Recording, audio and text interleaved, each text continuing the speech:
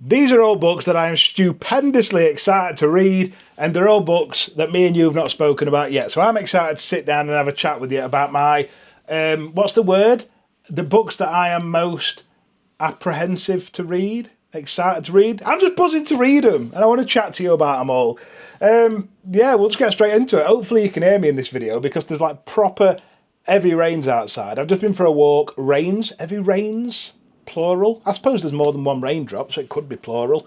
Anyway, I hope you can hear me because it's windy as hell outside. Been for a walk, my hair was blowing all off my face, come back home, and I can hear it through my window. But I've got this fancy thing on. Hello, can you hear me now? I've spent enough money on this microphone, so you better be able to hear me. And hopefully it's got some sort of magic noise cancellation thing. I'm buzzing to read all these books, and some of them were actually added to my wish list because you lot recommended them. And whenever you recommend me a book, I just add it to my TBR because I trust you. You've got good judgment. Like, you've all got good taste in books. You've not done me wrong yet. So hopefully I might be able to add some books to your TBR in this video. If you have read these books, drop it in comments, tell me what you thought. And if you haven't, don't. But I will say, if you have bought any books recently that you're buzzing to read, as much as I'm buzzing to read these, bang it in comments and tell everyone, because other people can then get buzzing to read other books, add them to their TBR, and we can all be the cause of everyone being skint and having no money. That'd be fabulous. So we'll just get straight into it. The first book that I am super hyped to read is called The Library at Mount Char by Scott Hawkins. Sorry, I didn't know his name because I've never read any of his work before. This was a recommendation from somebody. I don't remember who, but somebody recommended it, and I'm easily influenced, so I just went, okay, yeah, if you say it's good, it must be good. I'll add it to my list. And this was purchased recently off my Amazon wishlist by Harry. So I just wanted to say a massive thank you. A few of these have been bought off my wishlist, and I'm going to thank you all because you deserve it. So Harry said, "Hi Tyrone, this book is absolutely mental. One of my favourite reads from last year. So I was buzzing to see it on your wishlist. Thank you so much for your channel. Enjoy." That's a big smiley face because there's a smiley face on the picture. So I've, yeah, replicated it. From Harry. And then in brackets it says, Harriette Spaghetti. Aren't you cute?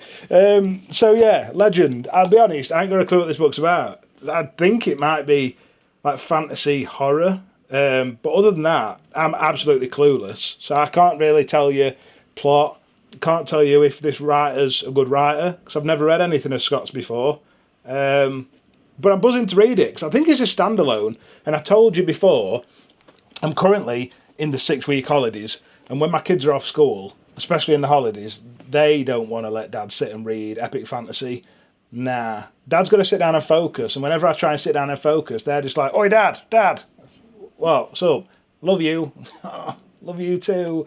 Oh, you're the apple of my heart." So I just don't read much epic fantasy in holidays. I tend to read standalones, thrillers, crime. Is my door going again? Someone commented on my last video about the ghost in my house. It's not actually a ghost.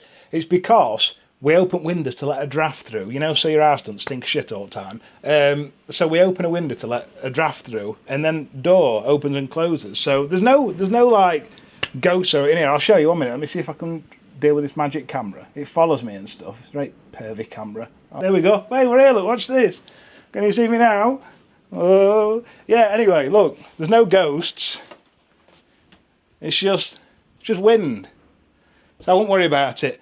It frightened a few in the last video, so don't panic. I'm safe. Right, let me get this back on track. Get these books in. Might edit this bit out. Buzzing to read that. Next up, we've got a few books that you might notice I'm a bit wired today. Just one of them days. I've got a lot of energy and I needed to talk to you a lot. So yeah, just deal with it. These 3 books were all bought from Ray. We mentioned Ray in the last video because Ray checked herself into... I didn't even know they existed. Now this is crazy because as someone that struggles with mental health myself, I didn't know that you could check into facilities that help you get like battle through demons, battle through mental health problems, and help you get better to be able to come back to home and work and things like that. So Ray checked herself in months ago and she's still there. So me and Ray have had a little bit of backwards and forwards chats and stuff.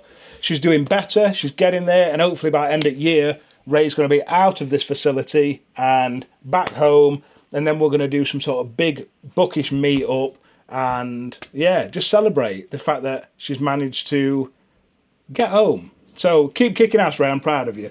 But Ray actually bought me bare books recently. Too many books. I think one of my kids is coming upstairs. You're going to have to deal with it because it's 6-week holidays and they're going to interrupt.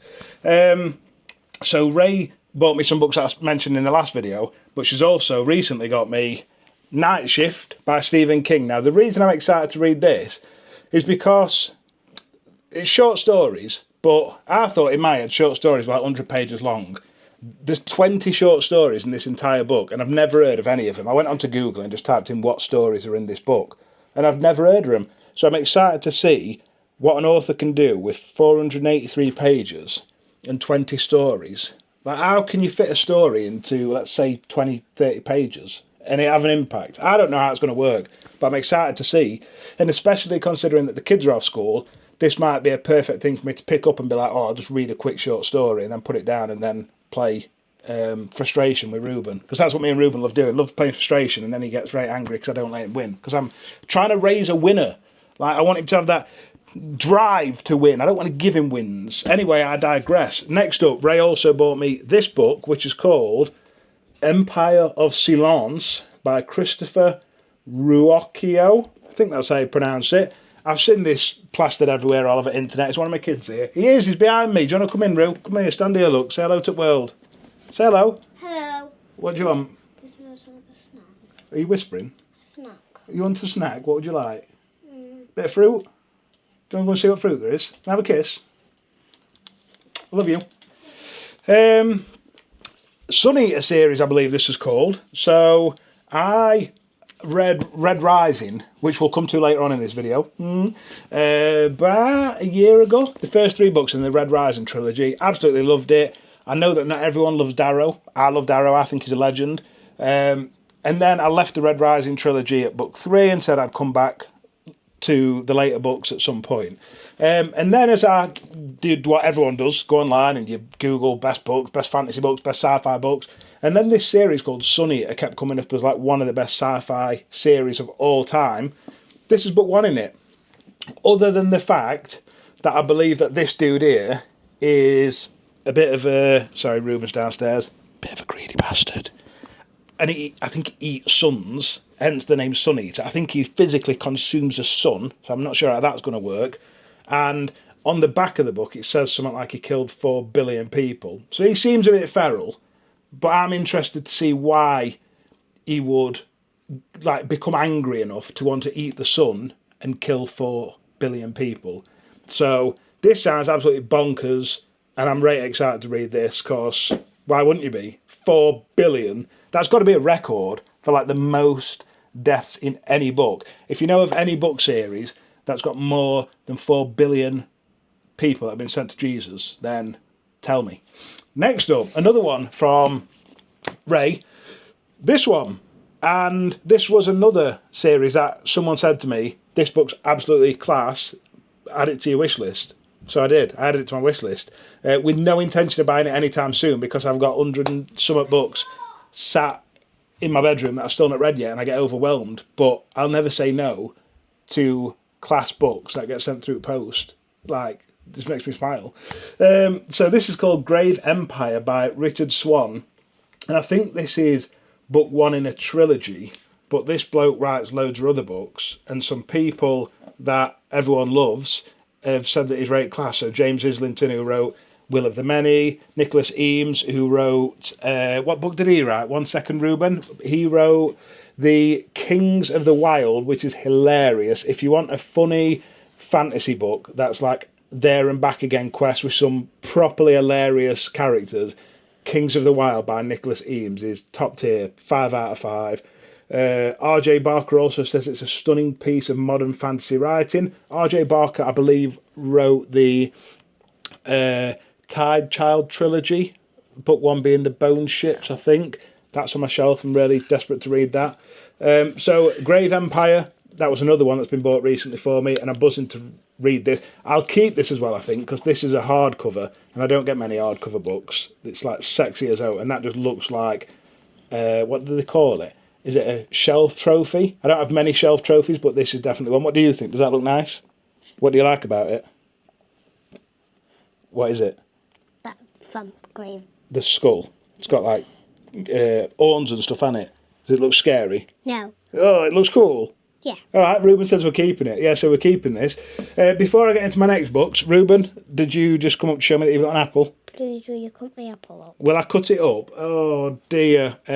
One sec, peeps. I'm just going to have to nip downstairs and we will continue this in a second. But through some sort of magical editing skill, you won't see me leave the bedroom and come back. At least I hope not. We're back. I'm knackered. Walking upstairs is proper graft. I hope you don't mind that I'm getting interrupted today, but my wife's at the hairdresser's and my page is called Bookish Dad, not Bookish Single Bloke who's got loads of time on his hands. I'm a dad first. So stuff like this happens, and unfortunately when we don't edit videos and we don't script them, you're going to get interruptions from time to time. Where were we? Oh, this next book. Actually, just as a bit of a tease. 1 minute, let me get my breath back. Bloody hell, it's hard walking upstairs. Right, so let's get back to talking about books. So the next books that were sent to me were kindly sent by, I've got the notes here somewhere, Philip and Audrey, I think. It says on the note, Philip and Audrey. Bloody somewhere. Oh, I'd lose my bloody head if it weren't screwed on. Yes, found it. Audrey and Philip, with hugs from your viewers in Sweden. We are so excited to read Dungeon Crawler Carl as our next adventure. That's because I messaged him on Instagram and said, read Dungeon Crawler Carl, please, together, and then tell me what you think. If you don't like it, don't tell me, obviously, because it breaks my heart. Thanks for your warmth and kindness through the screen, always from Philip and Audrey. So, thank you to both of you for these next things that you've sent off my Amazon wishlist. So the first thing that was sent for me was this one. So I told you that we were going to speak about this because I've read the first 3 already, but I am yet to get round to reading the next instalment. So I know that these are set in the future, like after the first 3 Red Rising books, and they follow, I think they still follow Darrow, who's the main character, but this coming through the post has just given me that spark, that encouragement, that oomph to pick this up sooner. When I posted on my stories to say thank you for this, the amount of messages that I got from people saying this is one of my favourite series of all time was just crazy. So I will be picking this up again at some point, but probably not over the next 4 weeks while the kids are off school, because again, yeah, they just love the attention. They are stars of the show in the 6-week holidays. I know I said to you that we're going to make you wait till end, but I feel like that were a bit cock-teasy, weren't it? This is the book that I'm most excited to read this month, and for 2 reasons. Firstly, it's going to make me cry, and I love a good ugly cry. The last book that made me properly cry was called 1,000 Boy Kisses by Tilly Cole. I ugly cried at that book. And this one is called As Long as the Lemon Trees Grow by Zulfa Katu. So the reason I'm so excited to read this is the person that recommended this book to me, the recommendation was passionate. Like, they'd read it and messaged me like, you need to read this book because X, Y, and Z. And when I read the recommendation, I was just like, what a muppet I would be if I didn't read that book. So I added it straight to my wish list, and it's been bought off my wish list, so thank you. So 2 reasons I want to read it. Firstly, it's going to make me cry, and yeah, crying burns calories, and I'm on a weight loss journey. And number 2, this country at the minute is very divided. Like, England is so divided, the most divided it's been in my entire life. You've got a group of people here who are filled with empathy, who are called snowflakes and idiots, who just want to welcome everyone with open arms. And then you've got a side over here who are voting reform. So it's just, I would like to think that I am somewhere in the middle, because I have opinions on immigration. Of course I do, you know. For me, I lean more towards immigration being a positive thing. I think if you look at this country, and especially if you look at our NHS, our doctors, you know, it's built off the back of immigration. The amount of immigrants we got over after World War II to help rebuild this country, we owe it to immigration. This country wouldn't be what it is today without immigration.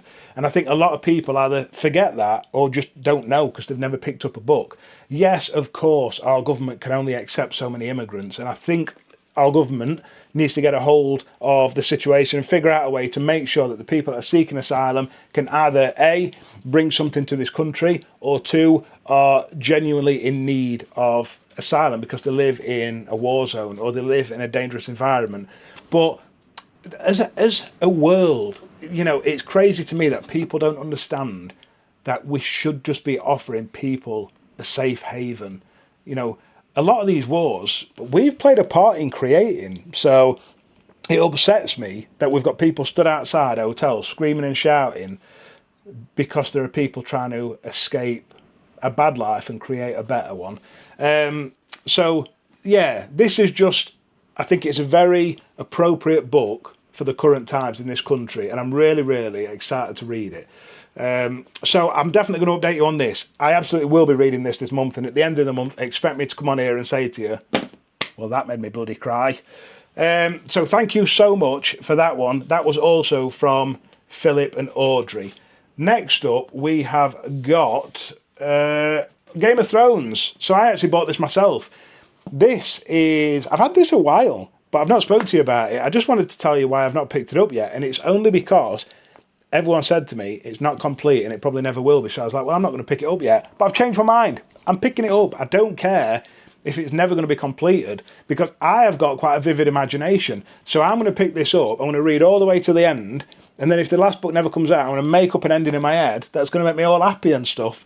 I just feel like it's just such a waste of what is potentially one of the best fantasy books of all time to not read it just because it's not complete. I've read The Lies of Lamora, which is by Scott Lynch, and he's probably never going to write another book again.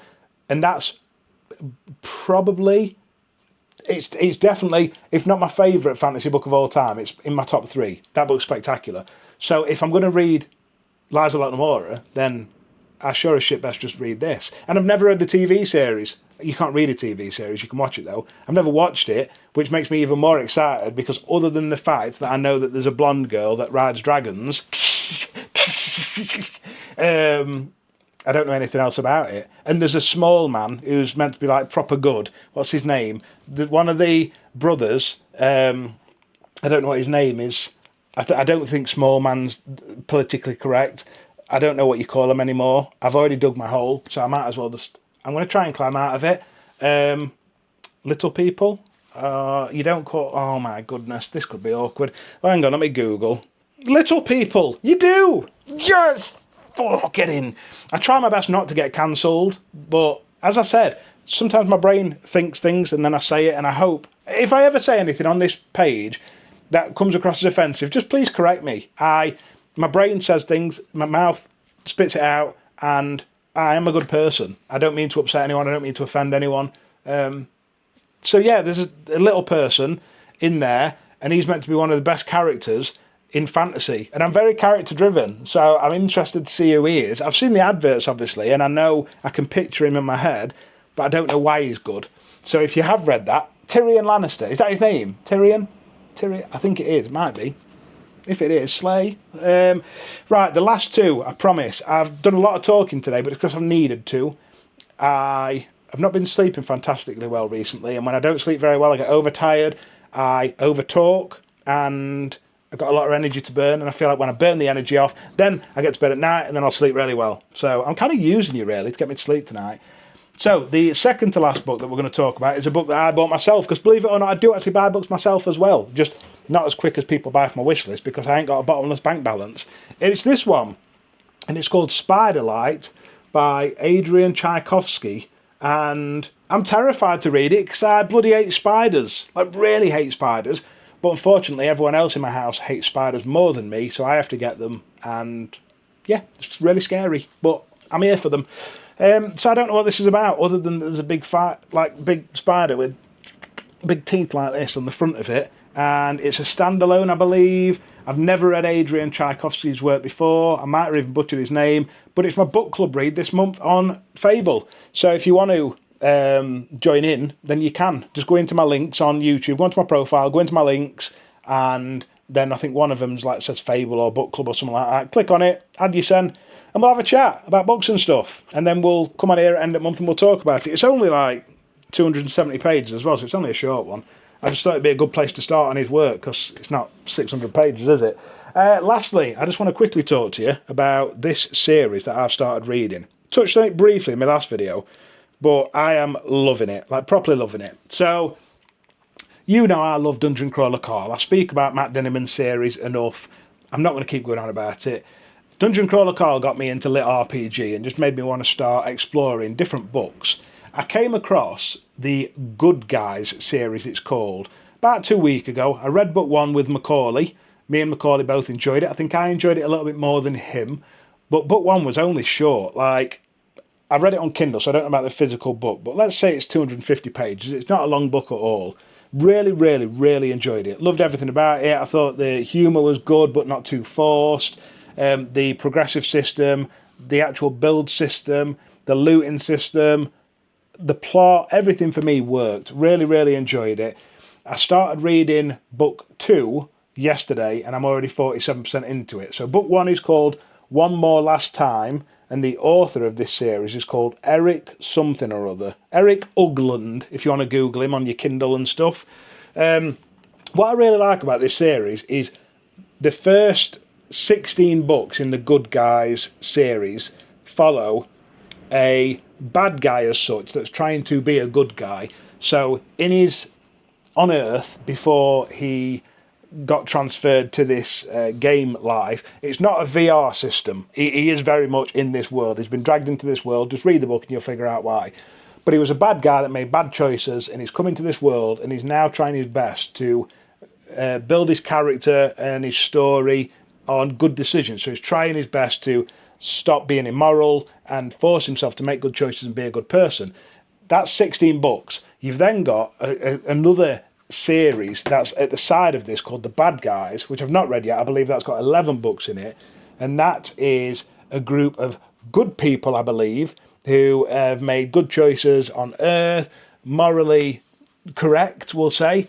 And then they're going to go into this world and just be like, we're just going to beat shit up. We're literally just going to go in there and just start smacking folk. Like, you know, old woman stood outside at road, she drops a bag, we're just going to kick her over. That's what I imagine is going to happen in that one. I've not read it yet, but I imagine that the good people are going to start going feral.